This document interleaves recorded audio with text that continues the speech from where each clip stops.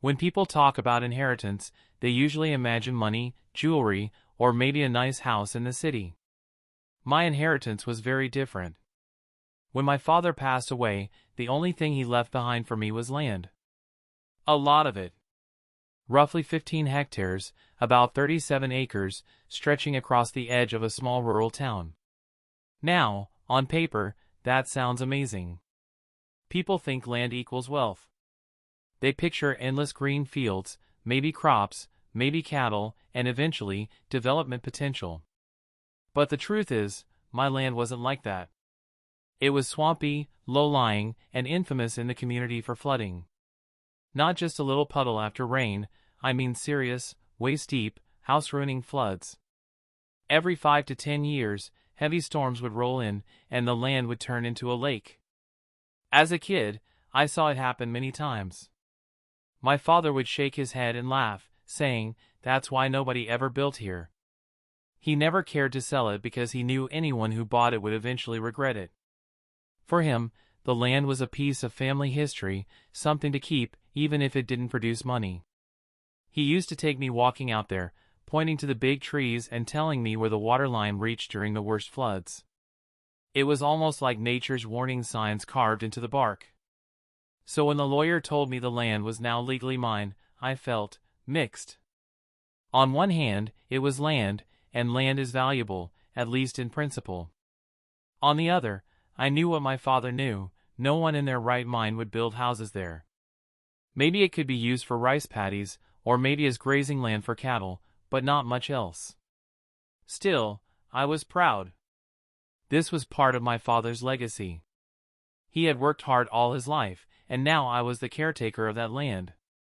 It didn't matter that it wasn't prime real estate. It was ours. It was mine. I didn't immediately have plans for it. At the time, I was focused on building my own career. Not long after the inheritance, I got offered a contract to work overseas, a stable, good-paying job I couldn't refuse. I told myself I'd hold on to the land, maybe figure out what to do with it later. After all, it wasn't going anywhere. Or so I thought. Before I left, I visited the land one last time. I stood there, looking out over the wide, flat stretch of earth, the patches of tall grass, the clusters of old trees, and the faint smell of damp soil that always lingered. It was quiet, peaceful, and familiar. I remember thinking, this will still be here when I come back. Untouched, waiting. I couldn't have been more wrong. The first thing that hit me when I returned wasn't the houses themselves. It was the sound. The quiet countryside I had known since childhood was gone, replaced by the constant hum of construction, the banging of hammers, and the rumble of trucks. I slowed my car, my hands tightening on the steering wheel. I thought I had taken a wrong turn. Maybe I had driven past my property without realizing it.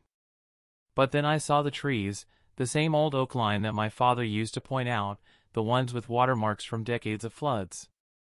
They were still there, standing tall. Except now, they stood at the edge of a neighborhood. My land had become a subdivision. Row after row of cookie-cutter houses stretched across the fields I had inherited. Freshly painted walls, shiny roofs, little driveways with SUVs parked in them. Families were outside, kids riding bikes, people barbecuing, neighbors waving at each other like they'd been there forever. For a moment, I just sat in my car, stunned. My father's land. My land. Gone. I pulled over and got out, my boots crunching against a sidewalk that hadn't existed a year ago. My heart was pounding in my chest as I walked further in. There were streetlights, mailboxes, even a sign at the entrance with a name, Maple Creek Estates. My jaw clenched. Maple Creek? There had never been a creek here, unless you counted the floodwater that turned the whole area into a lake every few years. I stopped a man who was unloading groceries from his car. "Excuse me," I asked, trying to sound calm. "How long have these houses been here?" He smiled politely. "Oh, the development started about 8 months ago. Most of us moved in around spring." "Beautiful area, isn't it?" "Beautiful?" He had no idea what he was standing on. I walked further, scanning the streets. It wasn't just a couple of houses, there were dozens. And more were still under construction. My stomach turned as the reality sank in. Someone had built an entire neighborhood on land that wasn't theirs. My land. I drove straight to the county records office the next morning, desperate for answers. Surely this had to be some mistake. Maybe there was a clerical error, or maybe I had signed something without realizing. I replayed everything in my mind, the inheritance paperwork, the deed, the surveys. No, I had been careful. It was mine. But when the clerk pulled up the property records, my blood ran cold. The land was still under my name. I hadn't sold it. I hadn't transferred it. Legally, nothing had changed. And yet, in reality, everything had changed.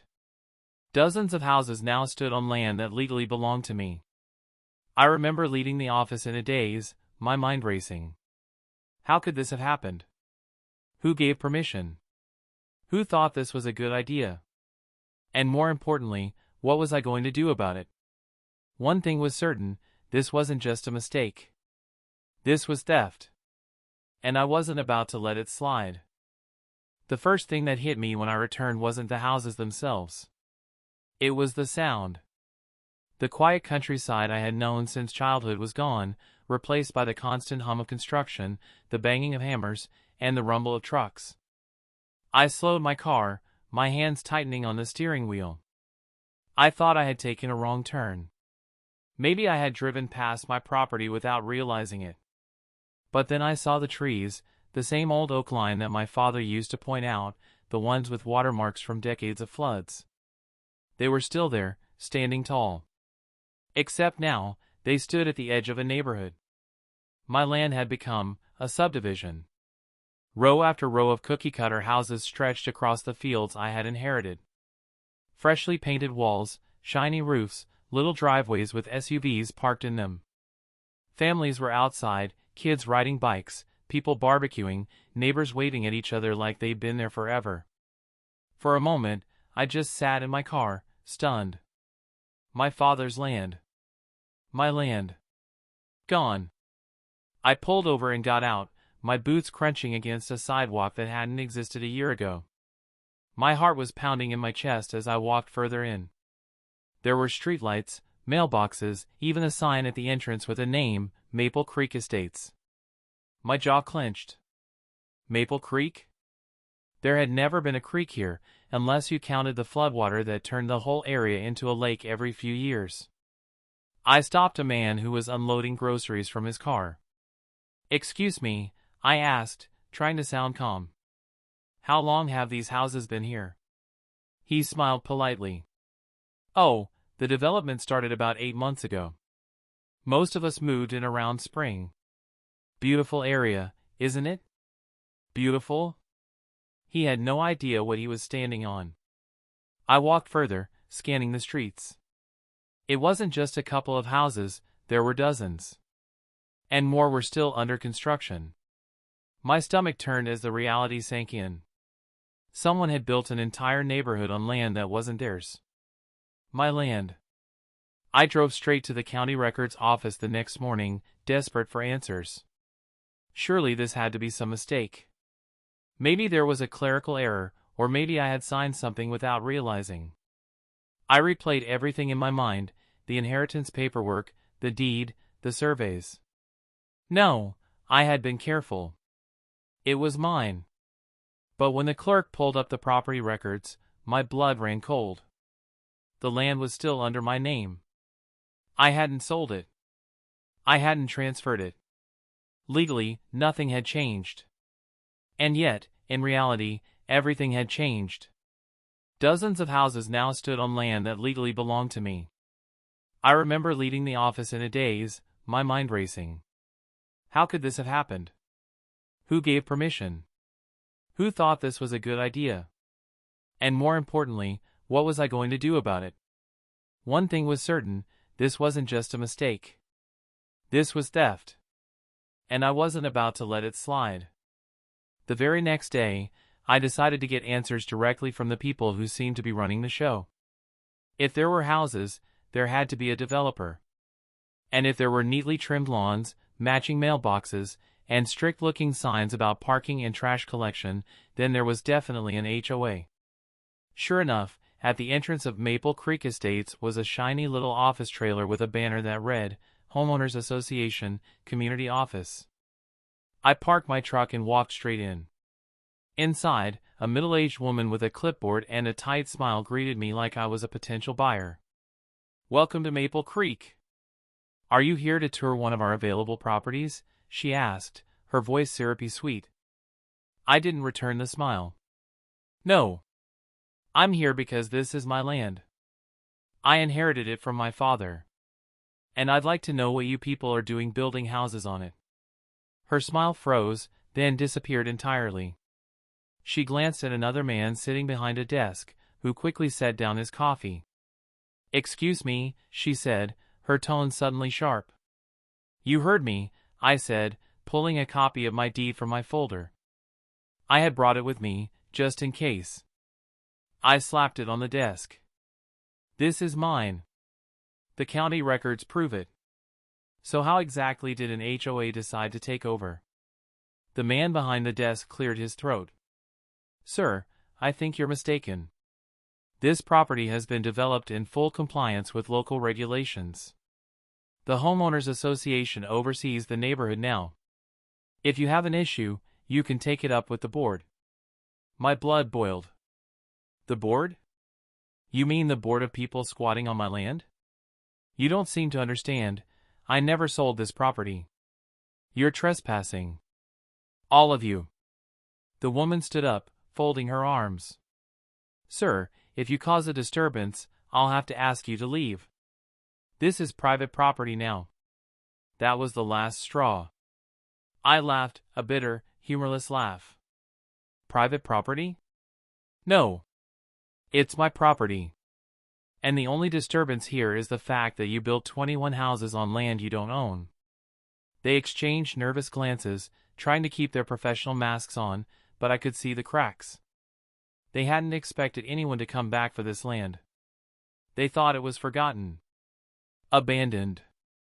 "Well," the man said finally, his voice shaky but firm, "if you believe there's been some mistake, you'll need to pursue it legally. Until then, we expect you to respect the rules of this community." "Rules? Their rules? On my soil?" I leaned across the desk, looking both of them dead in the eye. "You have no idea what storm you've just walked into. You built your kingdom on swampland that was never yours. And I'm not going to stop until every last one of you answers for it." I grabbed my deed, turned on my heel, and walked out. The HOA might have thought they were in charge, but as far as I was concerned, the battle had only just begun. I didn't have to wait long for the land itself to start proving me right. Just a few days after my confrontation with the HOA, the skies opened up. Heavy rain poured for hours, the kind that made the old river swell and the ground soften into mud. For me, it was nothing new. I'd grown up watching this land flood every season. My father used to joke that our property wasn't a farm, it was a lake that forgot it wasn't supposed to exist. But the new homeowners? They had no idea what was coming. Curiosity got the better of me. I drove out toward Maple Creek Estates during the storm, the windshield wipers barely keeping up with the sheets of rain. By the time I reached the neighborhood, the first signs were already there. Water was pooling along the curbs, storm drains were overflowing, and the shiny new sidewalks were slick with mud. I parked just outside and walked in, boots splashing through puddles that were quickly turning into streams. Families were out on their porches, staring nervously at the water creeping across their driveways. Some were dragging sandbags out of garages, clearly unprepared but desperate to protect their homes. It was worse than I imagined. The developers hadn't bothered to elevate the houses, hadn't built proper drainage systems, hadn't respected the natural lay of the land. They had crammed 21 houses onto a low-lying floodplain and pretended it was prime real estate. And now nature was reminding them exactly where they were standing. One homeowner flagged me down. "Hey! Do you live around here?" Do you know if this neighborhood always floods like this? I wanted to laugh, but I kept my voice calm. Always? Buddy, this land floods every single year. My father used to say it's not if, it's when. And trust me, it's only going to get worse. His face fell as he looked back at his house, where water was already licking the bottom of his garage door. I kept walking, heading deeper into the subdivision. The sight was almost surreal, brand new homes, still smelling of fresh paint, surrounded by water like tiny islands. Driveways were rivers. Lawns were swamps. Kids' bicycles lay half submerged in the rising flood. And the HOA? They were scrambling. I spotted the same clipboard woman from the office, now standing knee-deep in water, barking orders at confused residents. She caught sight of me and glared, as if the flood itself was somehow my fault. But I didn't need to say a word. The land was doing all the talking for me. For the first time since this nightmare began, I felt a surge of grim satisfaction. They had stolen my property, ignored every warning, and built their empire on lies. Now, Mother Nature was tearing it down piece by piece. I pulled out my phone and started recording. Every puddle, every street turned into a river, every terrified homeowner hauling soggy furniture out of their garage. This wasn't just evidence, this was proof. And when the time came to fight back, I was going to make sure the world saw exactly what the HOA had done. The flood was only the beginning. The morning after the storm, I returned to Maple Creek Estates. The sun was out, but the neighborhood looked like a disaster zone. Mud streaked across driveways, lawns were ruined, and half the homes smelled of damp wood already beginning to rot.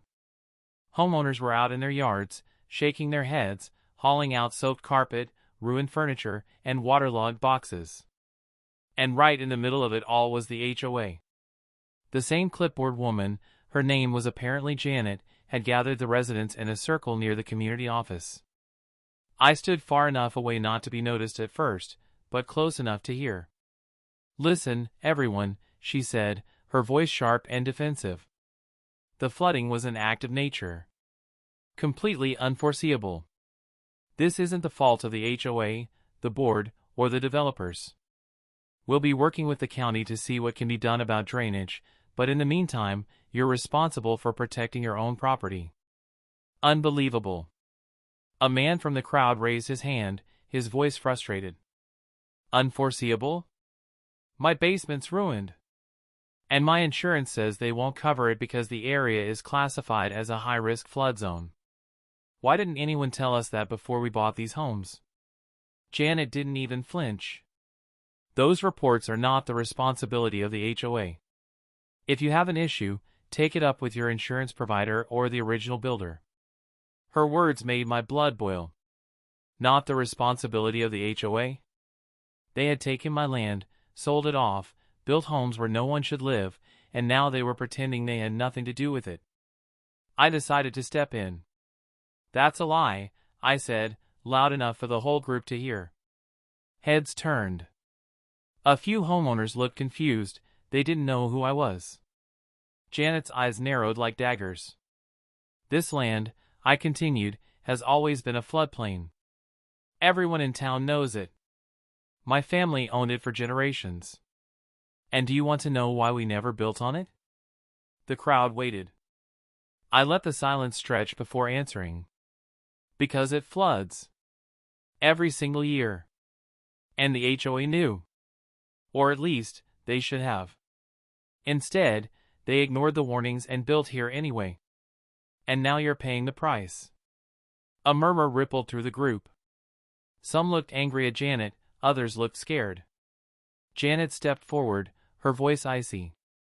"Sir, you are trespassing on private property. If you don't leave immediately, I'll call the police." I smirked.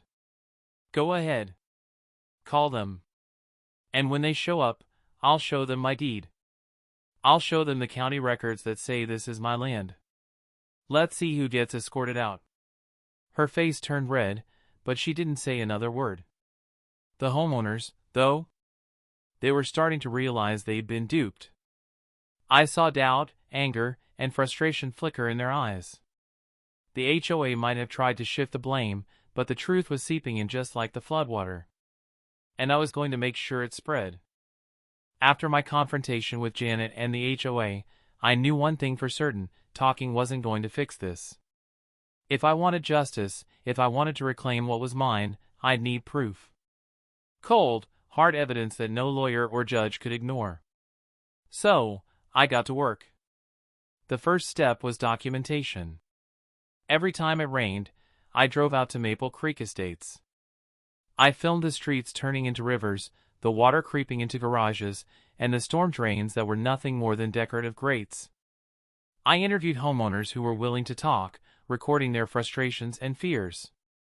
Many of them didn't want to go on camera, they were afraid of HOA retaliation, but enough of them did that I started building a library of testimonies. Then I went digging into records. At the county clerk's office, I requested every deed, permit, and land survey connected to my property. It didn't take long before the truth started unraveling. The HOA had built without proper authorization. Some permits were incomplete, others suspiciously backdated, and a few had glaring signatures missing altogether. I cross-referenced them with the county floodplain maps, and there was black and white proof that my land was officially classified as high risk for seasonal flooding. The developers had ignored it, and the HOA had chosen to look the other way. But the real smoking gun came when I requested the transfer of ownership documents. According to the county's official records, the deed was still in my name. The HOA never had legal ownership. Somewhere along the line, someone had filed fraudulent paperwork to claim it. My land had been stolen.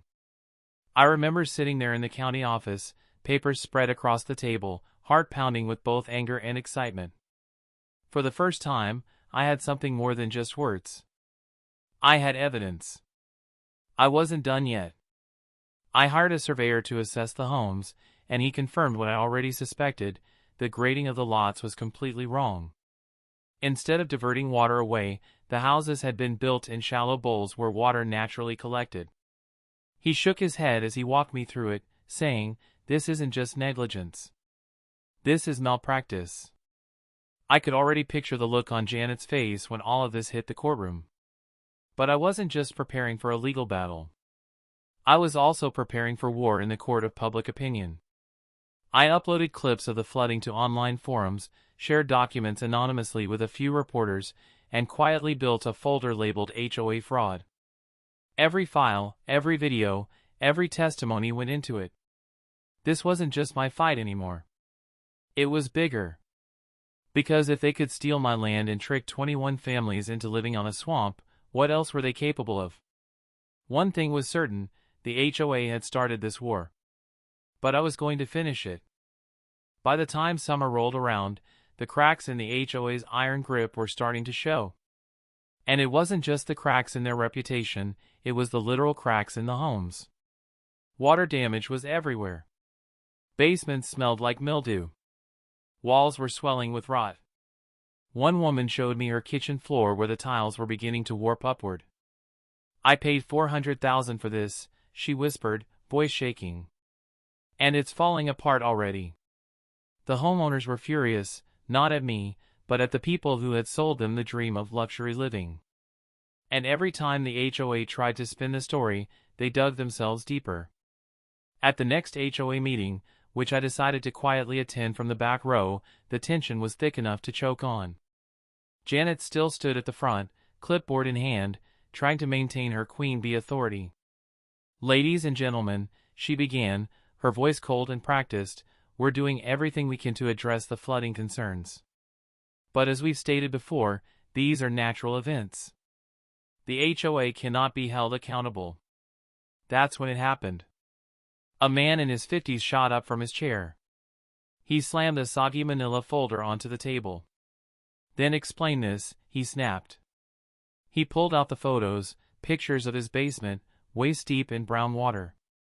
Insurance claim forms denied because of known flood risk. His hands shook with rage. "You knew! You knew this was a floodplain, and you built here anyway." Murmurs rippled through the crowd. Heads turned. Janet's fake composure started to crack. Another homeowner stood up. We're paying HOA fees every month for what? To be lied to? To be told to handle it ourselves? Then another. And another. Voices grew louder, angrier, until the meeting room was filled with shouting. Where did all the money from the HOA dues go? Why weren't we told about the flood zone? You said these houses were safe. Janet tried to slam her clipboard down to restore order, but the damage was done. The homeowners weren't scared of her anymore. They were angry.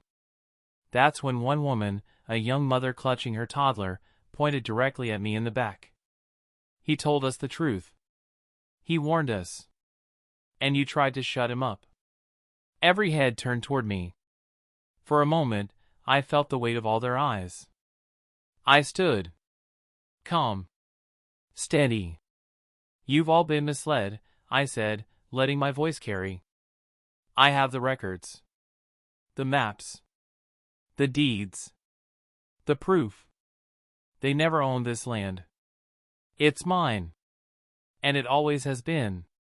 Which means everything you've been told by the HOA is a lie. The room fell into stunned silence.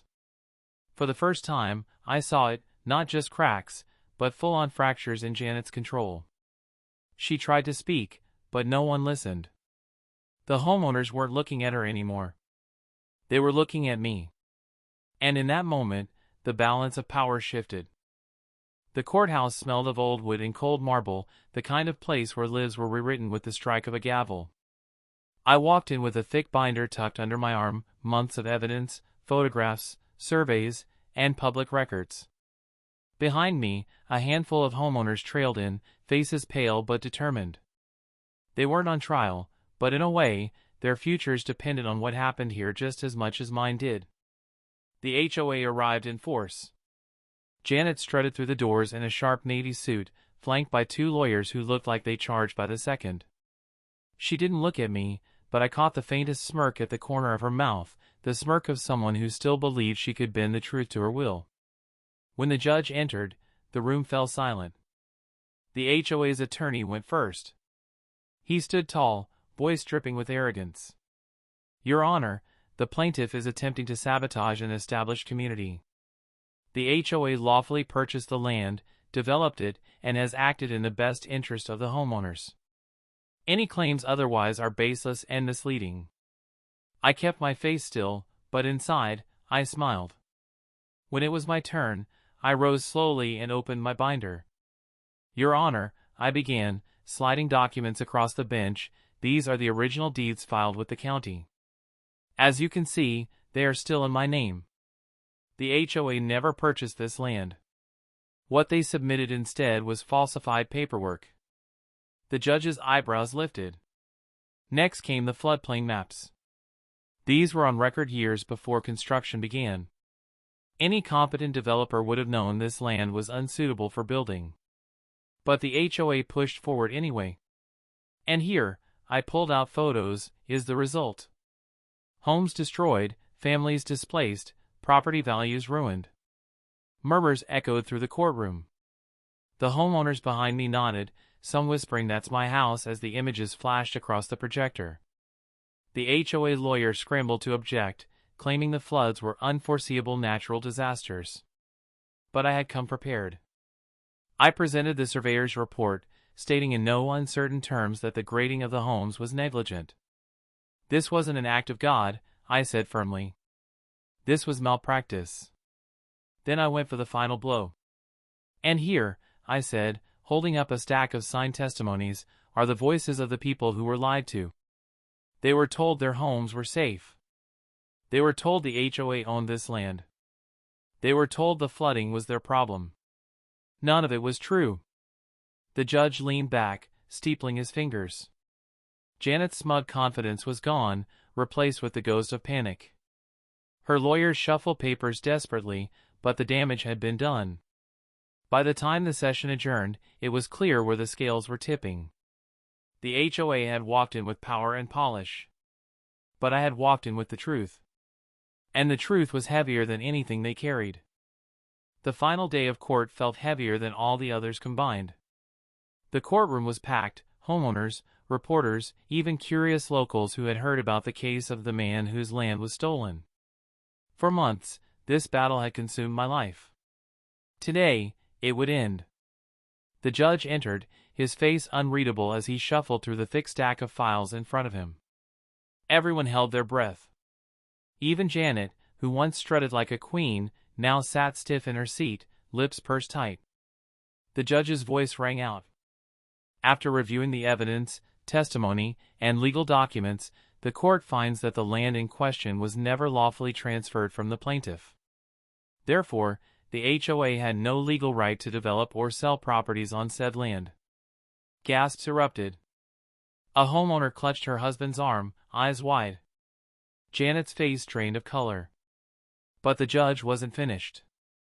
Furthermore, the HOA is found liable for negligence in knowingly developing in a designated flood zone and failing to disclose this information to the buyers. As a result, the HOA will be dissolved, and financial restitution will be ordered to affected homeowners. The plaintiff, he looked directly at me, is restored full ownership of the land. The gavel came down. Bang! It was done. The courtroom exploded into chaos. Some homeowners cheered. Others cried. Reporters rushed forward, snapping photos. Janet slumped in her chair like a puppet with its strings cut. For years she had bullied, threatened, and intimidated everyone around her. Now, her empire had crumbled with a single verdict. Outside the courthouse, I stood on the steps with the homeowners gathered around me. For the first time, I wasn't their enemy. I was their ally. A man in his 60s shook my hand with tears in his eyes. You saved us. We thought we were trapped forever. I smiled faintly. No. They trapped themselves in their own lies. But my revenge didn't end in the courtroom. With ownership of the land restored to me, I finally had the power to decide what happened next. The HOA houses still stood, but without a board to manage them, the properties were stripped of their so-called luxury community status. Home values plummeted. Those who had schemed with Janet and ignored the flooding were left with worthless investments. As for Janet herself, she was hit with multiple lawsuits from angry homeowners, her personal savings drained in legal fees. The once mighty HOA president now lived in the shadow of her own ruin. And me? I did what I had always planned. I fenced off sections of the land, marking it as private property. No more trespassing. No more theft. No more bullying. Standing there, watching the sun set over the waterlogged fields, I felt a strange mix of peace and satisfaction. They had tried to erase me. To take what was mine. To drown me under their arrogance.